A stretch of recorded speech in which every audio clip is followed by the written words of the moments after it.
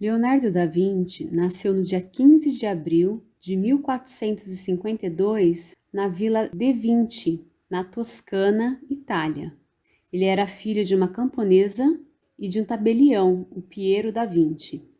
Seus pais não eram casados e ele acabou sendo educado por parentes próximos, como sua madrasta e a avó, já que sua mãe entregou a sua guarda ao pai quando o artista tinha apenas 5 anos de idade. Leonardo da Vinci passou a juventude na cidade de Florença, num período de grande excitação artística e cultural. Posteriormente, viveu em Milão, Roma e, por último, na França. Quando jovem, Leonardo da Vinci chamava atenção por ser dono de uma beleza física inigualável. É difícil conseguir visualizar todas essas características na imagem que conhecemos de Da Vinci, pois a maioria das pinturas que retratam ele já o faziam quando ele era mais velho. Leonardo da Vinci morreu aos 67 anos, no dia 2 de maio de 1519, na França. Engana-se quem acredita que Da Vinci seja chamado de gênio somente por conta das suas obras de arte. Seu talento ia muito além disso, sendo uma das figuras mais importantes do período conhecido como Renascimento, que foi um movimento artístico, científico e cultural ocorrido na Europa entre a Idade Média e a Idade Moderna. As obras mais famosas e conhecidas de Leonardo da Vinci são A Última Ceia e a Mona Lisa. Mas as suas criações não param por aí. Ele realizou inúmeros estudos no que diz respeito às mais diversas áreas, como arquitetura, engenharia civil, matemática, escultura, ótica, anatomia humana e até gastronomia.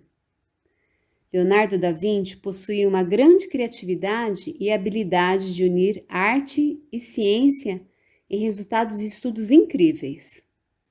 O artista tinha o hábito de registrar tudo em seus cadernos, desde rascunhos, pensamentos, emoções, até outros tipos de reflexões. Algumas anotações eram escritas usando códigos e até de trás para frente. Agora vamos conhecer as principais obras de Leonardo da Vinci. Da Vinci deixou um grande legado artístico, principalmente no que diz respeito às suas obras. Criou técnicas que até então nunca tinham sido utilizadas e transformou o mundo das artes. Ele aperfeiçoou o uso do sombreamento, o chamado esfumato, em suas pinturas. Já na escultura, utilizava o uso de perspectiva para modelar objetos em superfícies bidimensionais e até tridimensionais, e foi um dos primeiros italianos a usar a técnica de óleo sobre a tela. Geralmente retratava suas pinturas com temas religiosos. Em sua trajetória, Da Vinci criou mais de 30 obras, contudo nem todas foram concluídas, como é o caso da Adoração dos Magos, São Jerônimo no Deserto e a Batalha de Anghiari. Inúmeros desenhos, esboços e páginas de notas foram encontrados após a sua morte. Vamos ver então essas principais obras. A primeira que nós temos é a Anunciação. Essa obra de arte ele pintou durante os anos de 1475 e 1480, um tema religioso, como eu já mencionei. A próxima é a Adoração dos Magos. Ele pintou no ano de 1481. Em 1498, Da Vinci fez a pintura, é um ar fresco na realidade, da Última Ceia. Então a gente pode verificar nessas imagens, né, a pintura original, que provavelmente vocês já viram, isso retratado num quadro. Às vezes as pessoas mais antigas geralmente têm um quadro com essa imagem.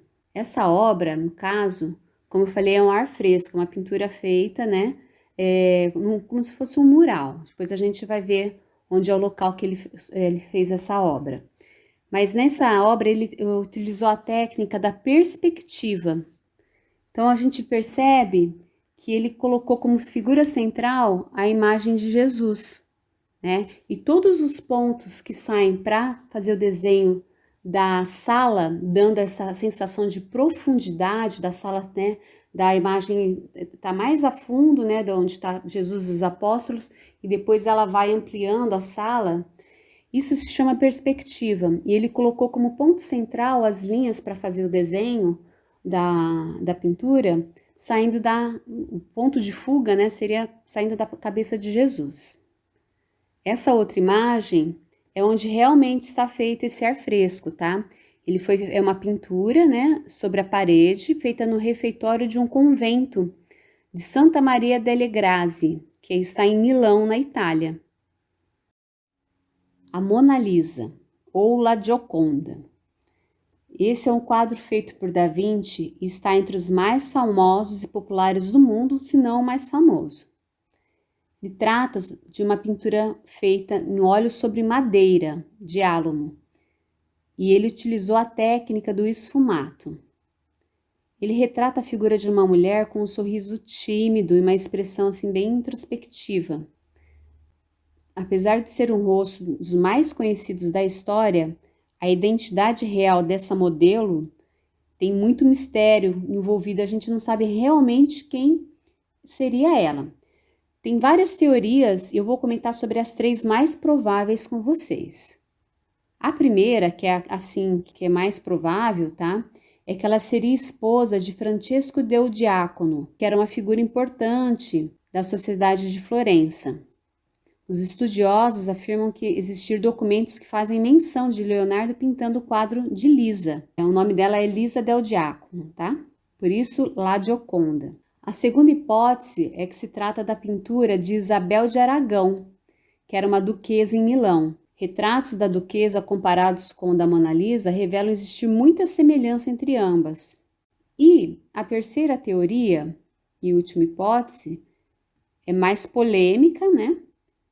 Que é de que a figura representa no quadro, trata-se do próprio Leonardo da Vinci, vestindo roupas femininas.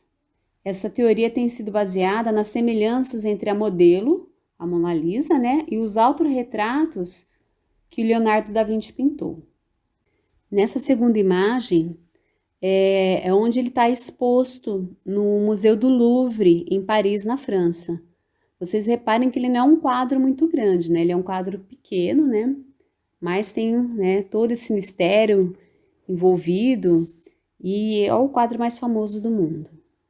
Depois, nessa outra imagem, nós temos 2 obras muito famosas de Leonardo da Vinci. A primeira é a Virgem e o Menino com Santa Ana. Ele pintou em 1510. A segunda obra é São João Batista. Ele pintou em 1514. Então, essas são as principais obras de Leonardo da Vinci, sendo que ele fez algumas outras, fez esculturas, como eu comentei já com vocês, né? Mas a gente vai ver também uma outra parte também de Leonardo da Vinci, onde ele contribuiu muito para a história dos desenhos, né? E, paralelamente, a história da pintura. Seria quando ele começou a estudar o corpo humano, a anatomia humana.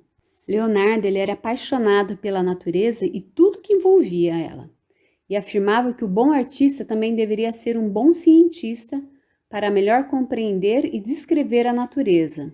Ele também estudava as ações, até então não despertadas pela curiosidade de outras pessoas, como a funcionalidade de moinhos e de formas que acontecem durante o voo dos pássaros.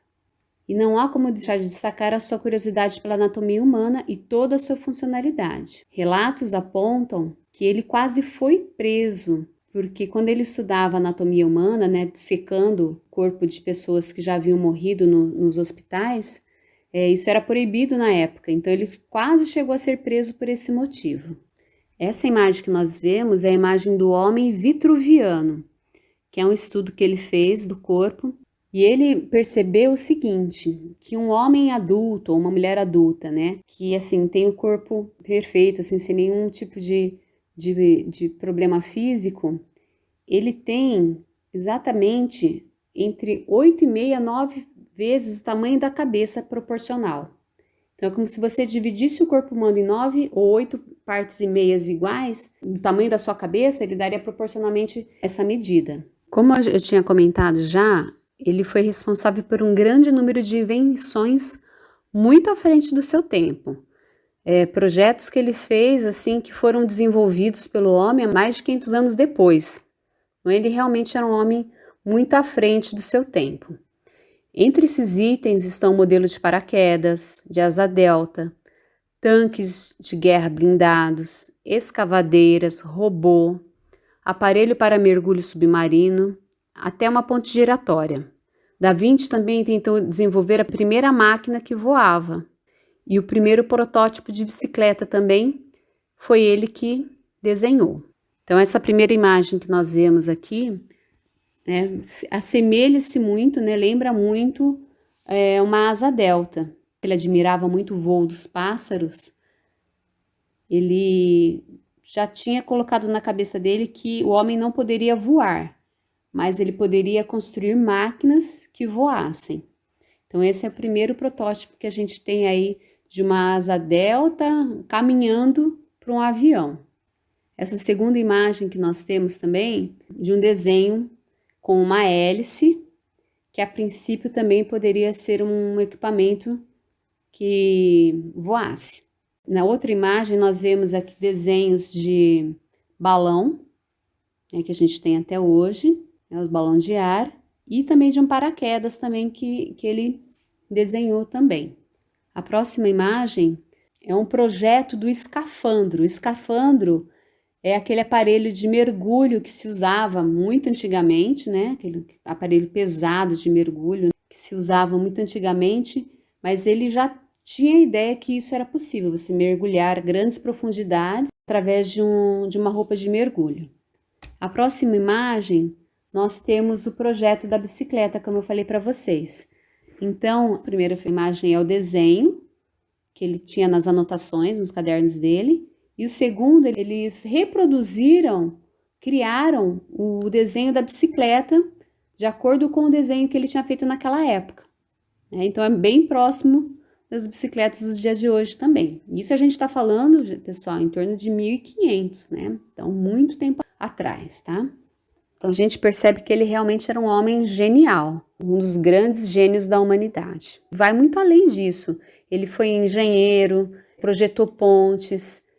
Ele é responsável, né, segundo a história, pela criação do guardanapo, do espremedor de alho.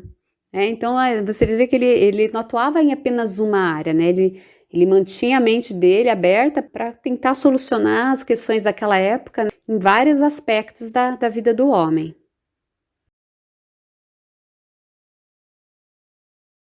Agora vamos para a atividade. O Da Vinci inventou algumas máquinas voadoras e agora é a sua vez. Primeiro, você fará um projeto da sua máquina voadora, ou seja, vai desenhar como ela seria em uma folha de papel. Depois, você vai olhar para o seu projeto e vai tentar construir a sua máquina voadora, utilizando os materiais que você tiver na sua casa, como, por exemplo, caixas de papelão, garrafa PET, palitos, entre outros. O vídeo a seguir mostra um jeito de fazer a máquina voadora, utilizando papel, cola e palito.